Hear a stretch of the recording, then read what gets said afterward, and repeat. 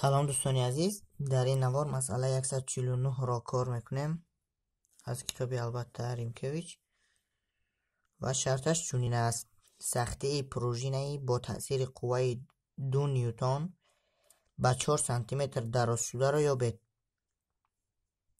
مسئله 149 و مسئله خیلی هم آسان می باشد. سختی پروژینه‌ای با تاثیر قوه 2 نیوتن با 4 سانتی متر دراز شده را یابید. این مسئله از روی فرمول قوه چندیری البته حل کرده می شود. فرمول قوه چندیری F چندیری برابر است با KX. از اینجا K را می یابیم. K برابری X به مخرج می رود.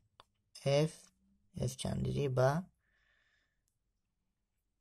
تقسیم X و 2 تقسیم 4 سانتی متر رو ما با متر میگردونیم، میشود 0.4 متر و 2 تقسیم 0.4 میشود 200 تقسیم 4 این نیوتن تقسیم متر و 50 نیوتن تقسیم متر.